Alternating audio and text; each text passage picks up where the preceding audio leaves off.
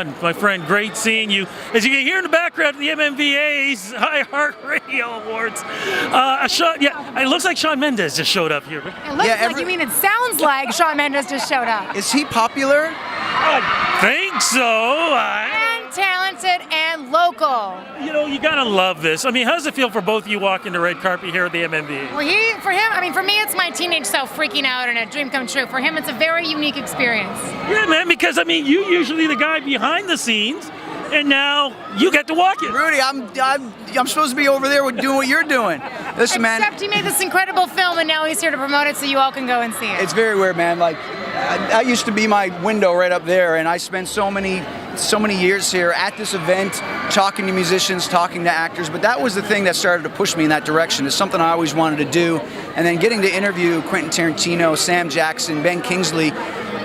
It really made me feel like this is something I want to do, and I felt like I was going to school for it because I got to ask them the questions directly. So every day I'd interview a new writer-director, and I was like, oh man, that's what I got to do. So luckily, I was able to walk away, pull this movie together. Here we are, unbelievably in theaters across North America, and I got to work with Natalie Brown, who is like one of the greatest actors in this country. You know, and not only was her character the strong female that holds the messy family together, she was the actor who held the whole story together. Well, let's talk about what's the film called and what's it about. The movie's called Crown and Anchor. It's set in St. John's, Newfoundland. It's a messy family drama about two cousins estranged that are on separate sides of a cycle of abuse and alcoholism, and it really sheds a light on the effects that cycle can have on different people differently. So Matt plays a cousin, and Michael Rowe, who's my best friend and playing a band with me, and he went on to play Deadshot on Arrow. We play these two cousins who we used to be really close. This movie picks up when we got to come back together. I'm a mess. He's not. We hate each other, and the whole movie explodes. And I can't get enough of it. with Natalie's character stuck in the middle.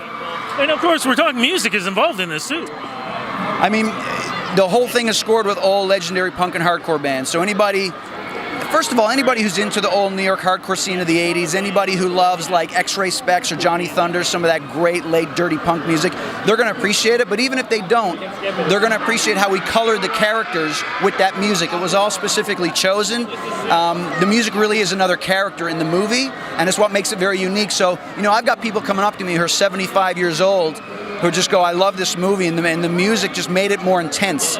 So that's why we wanted to do it. This is not a movie where you're going to walk away wanting to click your heels and smile. This movie makes you walk away and try to ask some questions, and the music makes you ask even more. What do you hope fans are going to get this when they get a chance to see it? What do you hope the message is for them? I think it really shows you just how, regardless of how good or bad a family is, a strong woman can hold it all together. And also the fact that the film makes you feel something. Like, everyone walked away really feeling. I had family and friends that are often really chatty during a movie who were rapt.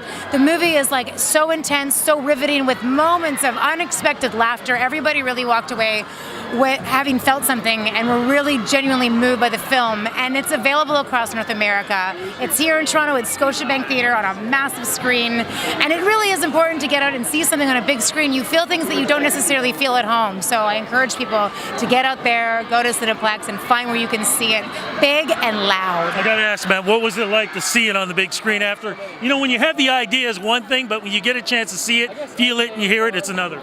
Yeah, it blew my mind, Rudy, you know, for so many reasons, and I could sit here for an hour and tell you all of them, but the thing that hit me the most was that I started writing this script. Eventually, Andrew Rowe rewrote the script, but the story and the character started as something inspired by my own family. And to know what my grandmother went through, and that my grandfather was an alcoholic, and this caused a lot of strife in that side of my family. To see at the end it dedicated to my grandmother is the first thing that comes up when it goes to black. That gets me every time. And she never got to see this, and she loved movies. I watched The Exorcist with her when I was 9. That was my grandmother, Jean Lassalle, God love her. But I know she's watching from somewhere. That's what gets me the most. That's the part I'll tell you. I haven't told anyone else that here, but that's the part I'll tell you because I know you appreciate that. Yeah, no, look, big love on that. Look, before you go, you gonna be working on anything else new? I got a bunch of projects with Michael and Andrew, who we made Crown on Anchor with together. We're going to try to turn this thing into a TV series. It's getting there. It's getting there.